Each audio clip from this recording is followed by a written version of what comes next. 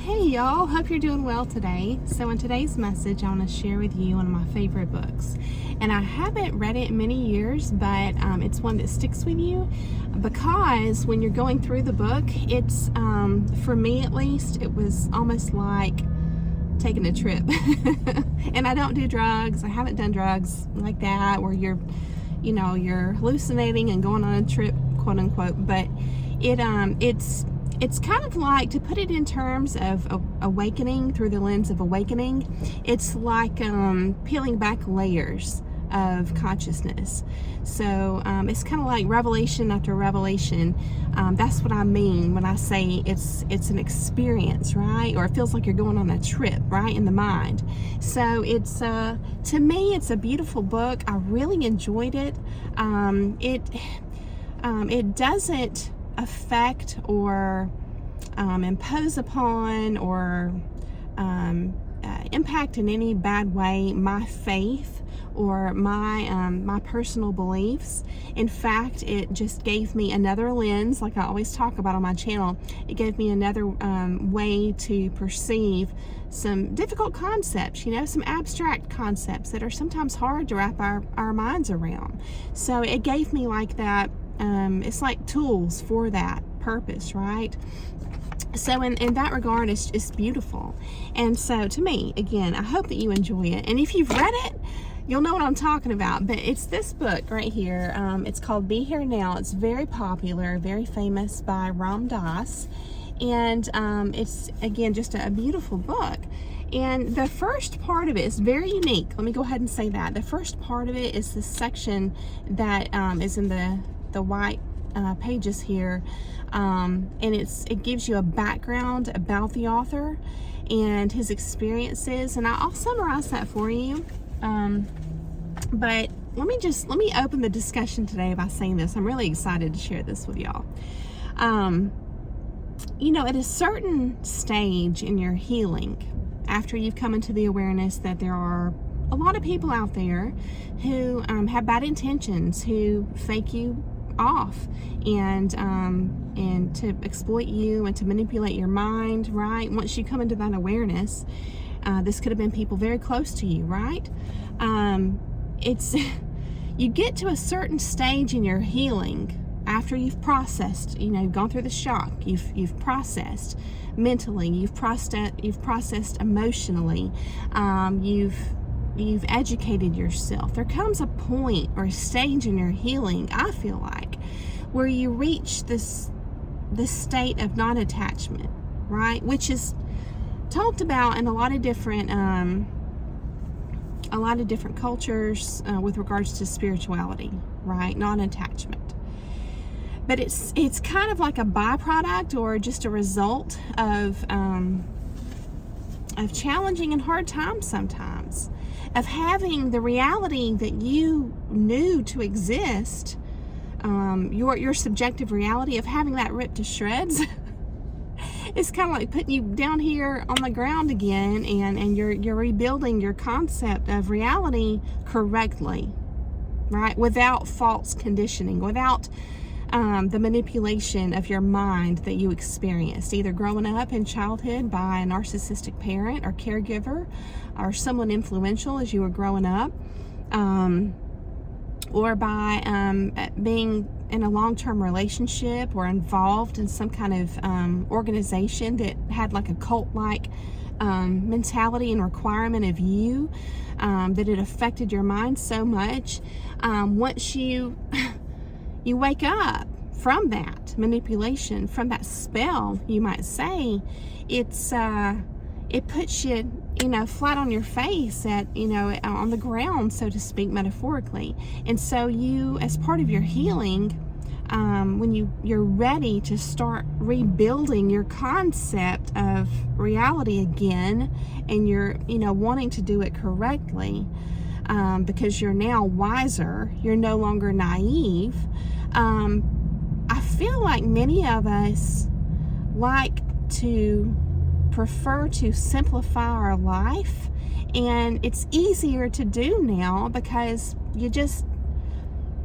your priorities have shifted And what used to matter doesn't matter anymore, because it's kind of like when you went through all that stuff, it's like life got really real, so to speak. You may have even faced your own mortality at one point for whatever reason. And so non-attachment to me is just part of that process. It's a result of going through this growth stage after your reality has been shaken up. And so you might think of it like this. It's like you essentially become unbothered, like so unbothered by so many things out in the world that you used to place so much importance on, right? Because that was kind of like what everybody else did. You know what I mean? So, but you get to a point where you recognize that this importance that is placed on so many aspects of our reality is really just a facade. Things are really not as important as we make them out to be, right? So it's like once you have proven this to yourself, right? Now you're ready to put your focus on the right things.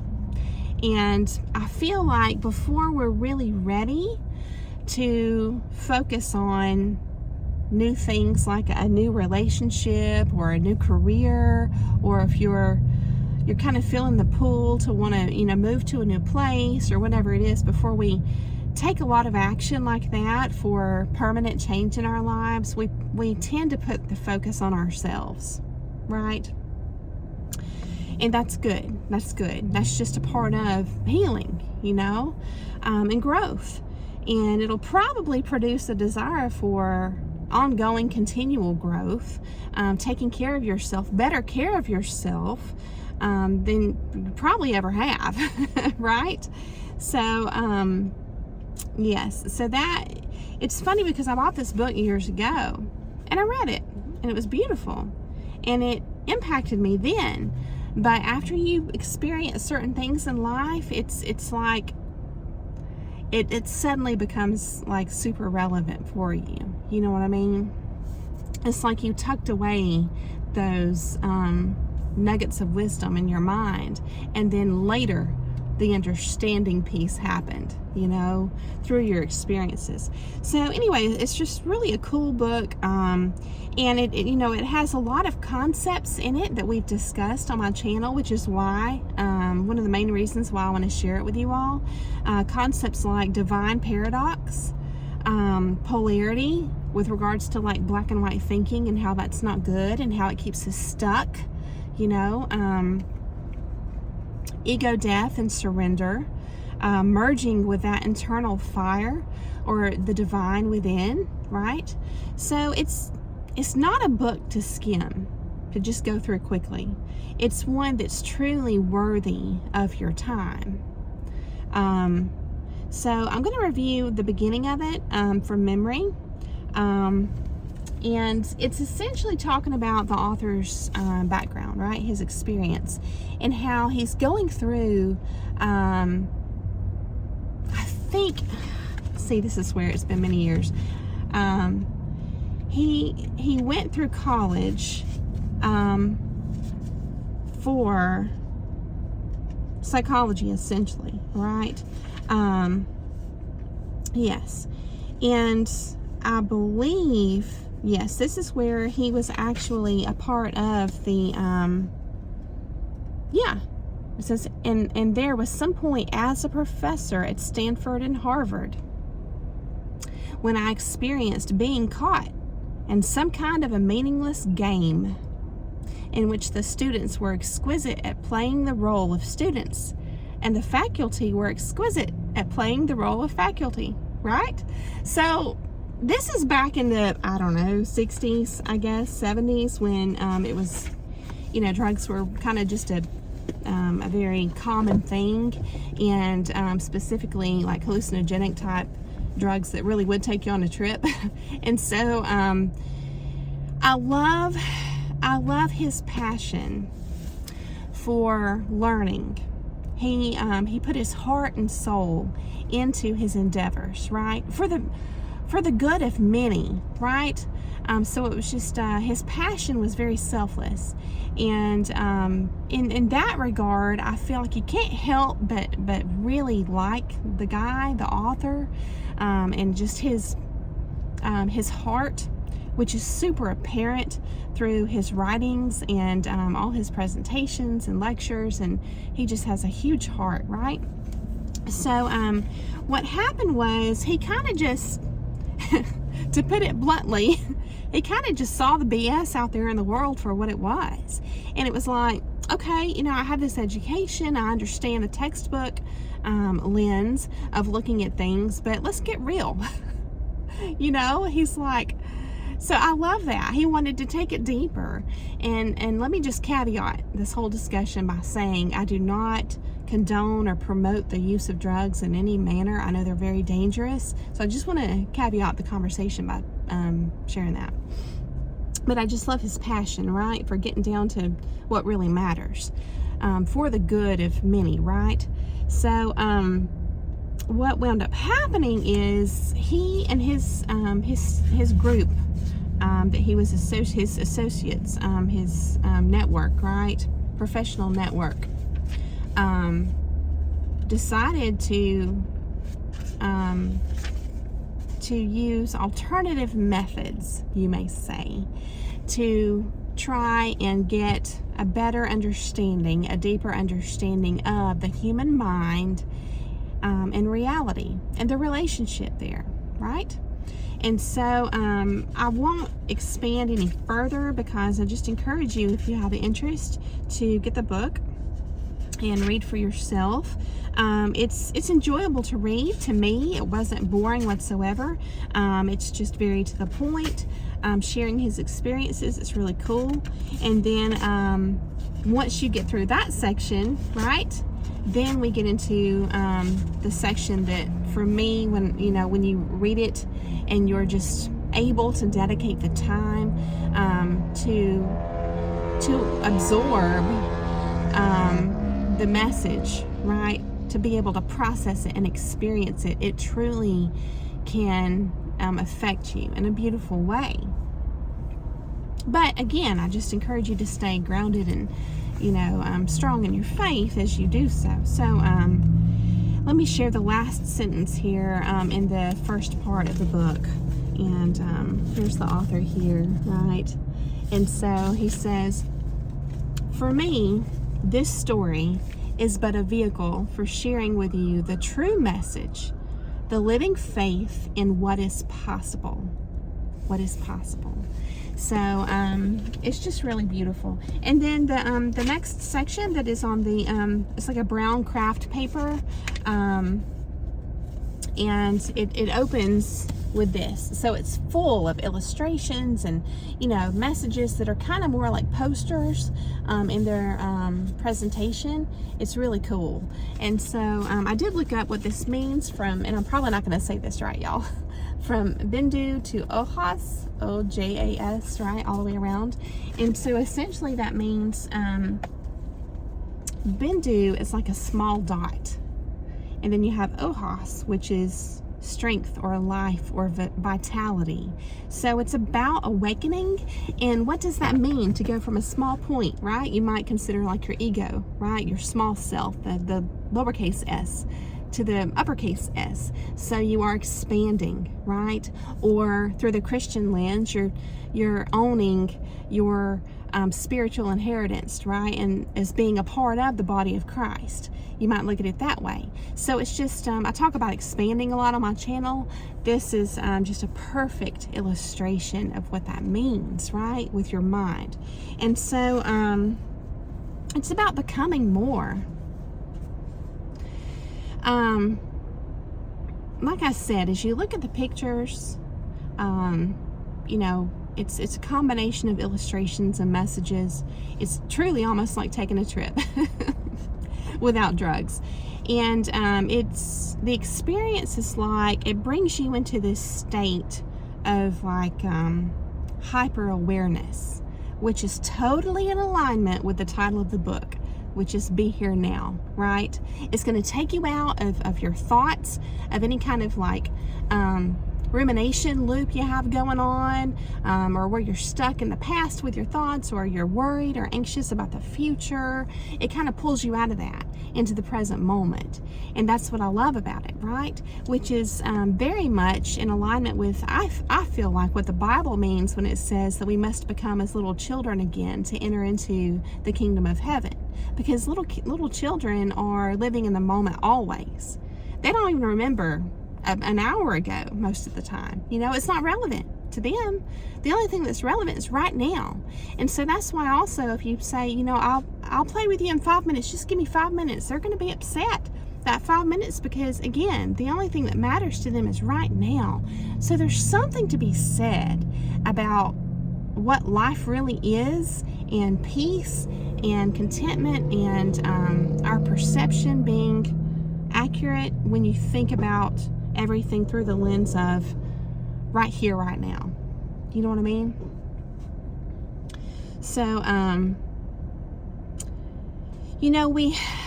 when I talk about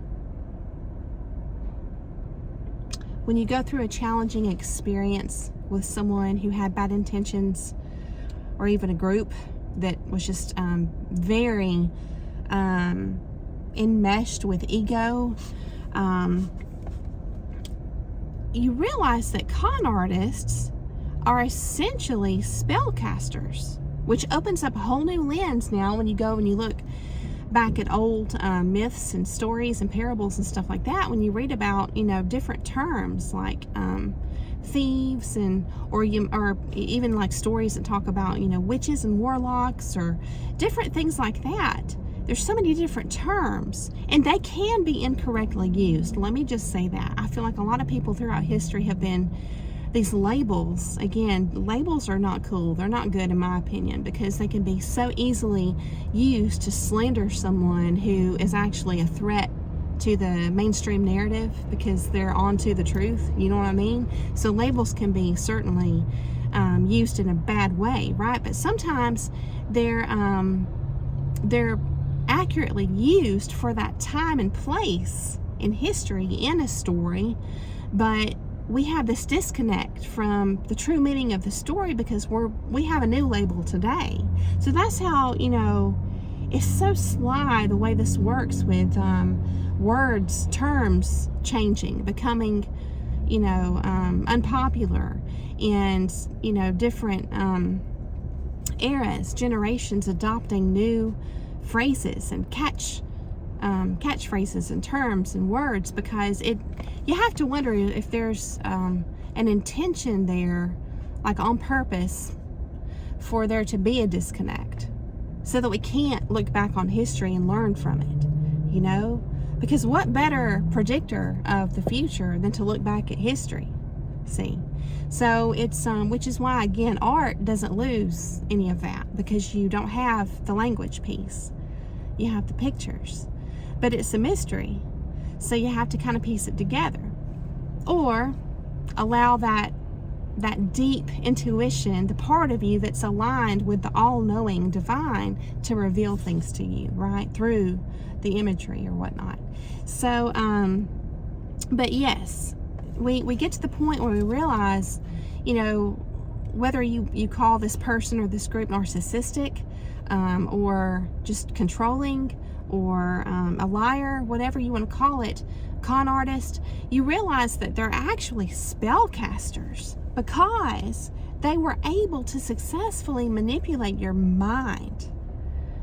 And that in itself is mind-blowing, because you think you're in charge, you think you're in control. So that's what shakes up your world, right? But the good news is, instead of remaining a victim, we can shift this into the positive, right? And understand, okay, you woke me up. Now I'm awake. And not only am I awake, but I'm awakened to the capability of my mind, right? Now we put ourselves intentionally, mindfully into the driver's seat, right? So, yes. And so that's what I want to share with you as we go into this part here. And I'm not going to read through it word for word. I just want to share some pieces with you. But it's really beautiful. Like here, for example, you have like a poster on these 2 pages. And look, it's talking about a cave, just like we talk about on my channel, the heart cave, right?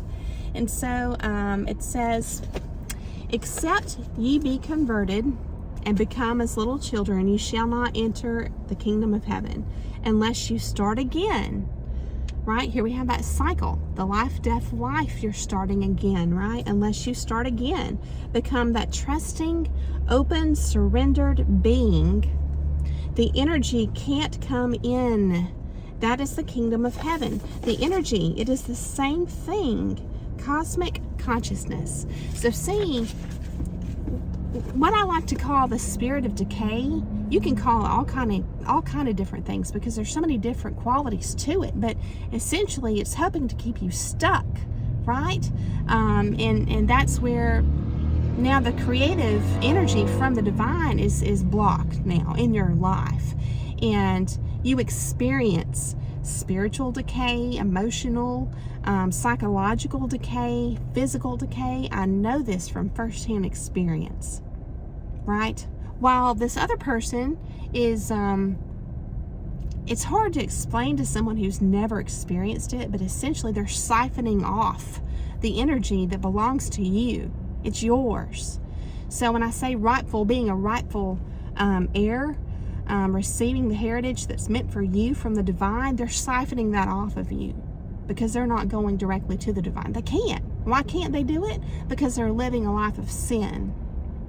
And I know we all sin. So let me just, but I'm talking about, there's a difference again between being unconscious of your wrongdoings, because a good person who means well and has good intentions, when they're made aware of their sin, they're going to want to do better, right? Versus someone who knows they're doing wrong and they don't care, and more than that, they continue to do wrong because it benefits them on this earthly plane, right? With riches and whatever it might be, just wild sexual escapades or whatever it is, right? So my point is, you see here how they can't go directly to the divine because they're not going to repent. They're not going to surrender in that manner, right? They're never going to humble themselves. So they have to siphon that energy off from you, and you experience this decay. It's really crazy to experience, but sorry, there's like cars racing each other in the parking lot behind me here. But yeah, so going into this cave, the heart cave, it's like, that's the restorative process to me. And it's where you get your mojo back. It's where you rekindle that spark inside of you, that fire, that divine fire inside of you, right? Gets rekindled again. And you can see this. People can see this on the outside of you. Whereas before it's like you were knocking at death's door. And now you're almost glowing. So it's very evident to people. Okay? So then, it's just really the coolest book, y'all.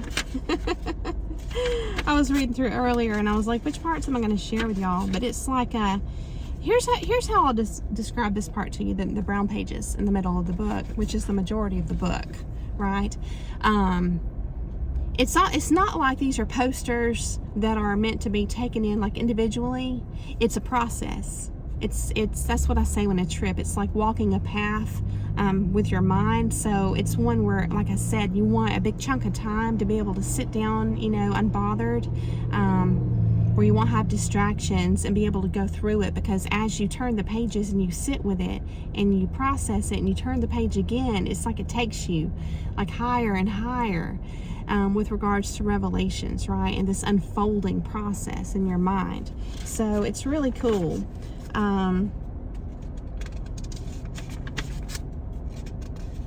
It talks about the symbolism of a butterfly, right? And merging with the divine, essentially. It talks about going beyond the gate. So this is again in alignment with the hero's journey. It says, It's just cool. Let me just share with you this part here, right? So here's just an example of some of the illustrations of what it says. And so down here it's talking about, right? You can never get to the destination in the process. You must die, right? It's talking about an ego death here. And then at the bottom, there's always like a little bit of like humor, and it's positioned in a way where it's like a friend talking to you, you know, like back in the way that was common, you know, in the 60s and 70s. So it says pretty fierce, you know, pretty fierce journey, pretty fierce requirement. We want volunteers, you know, and it's like answering questions, you know, what if this, what if that, because there's this fear, right? But it says, but you see, there's something that pulls a person toward this journey. Way away, back deep inside is a memory. There is something inside each of us that comes from behind that veil, right? Spiritual. Behind the place of our own birth, as if you have tasted of something somewhere in your past that has been so high, so much light, so much energy, right? That nothing you can experience through any of your senses can ever be enough, you know. So this touches on the idea we've mentioned recently of existential crisis, where this is my lens. I feel like we all know deep down there's this place that we can't fully get to in the physical form, you know, but there's this desire in us to get there. And you can either latch on to the despair because it's not fully attainable in the physical form, so you can either latch on to the despair piece, which would bring you into, I guess, what they would clinically diagnose as an existential crisis. In other words, you're in crisis, like mentally and emotionally and spiritually, over the reality of this existence and the limitations. You see what I'm saying? Or you can choose faith, which is where your spirituality comes in, right? So it goes into talking about a state of fulfillment. And then what's really interesting, this is on the next page. This is really interesting to me, right? It says, some of us do go on this journey, right? Again, because the hero's journey, right? It's not for everyone. It's not. You have to want it. We didn't stand up and say we volunteer. Think about what thrust you onto this path. We didn't want to have our minds manipulated. We didn't want to be lied to and used, right? And conned. We didn't ask for that. We didn't stand up and say we volunteer. It didn't work that way at all. It's not like you had a choice of volunteering or not volunteering. That isn't the way it works. And so it's just so incredible. It talks about a caterpillar going through, we just mentioned this recently too, the process of metamorphosis, right? In the cocoon to emerge as a butterfly. It talks about that. It's an inevitable process at that point, talking about a metamorphosis, right?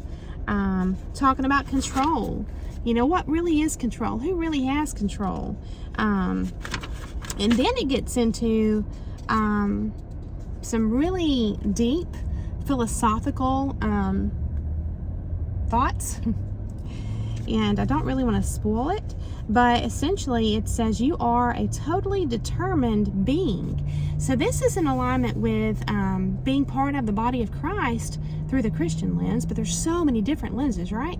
It's talking about you are a totally determined being, meaning I feel like coming into the awareness of the creator part or aspect of yourself. Because see, the con artists know this. They're exercising their power, but for bad intentions, for the darkness. So you come to a point where you realize you've been placed on a path to go on a journey to come into your power, which is the true power, right? Because there's only one. We get to be a part of it if we choose, but you have to surrender. And that's something that someone who is benefiting from operating in the darkness, they'll never do. So I hope that this has been encouraging. I hope that you enjoyed it today. I hope that you will explore this book. We'll look into getting it and enjoy it if you have interest. And I just hope that you have a beautiful day, and I will see you again very soon.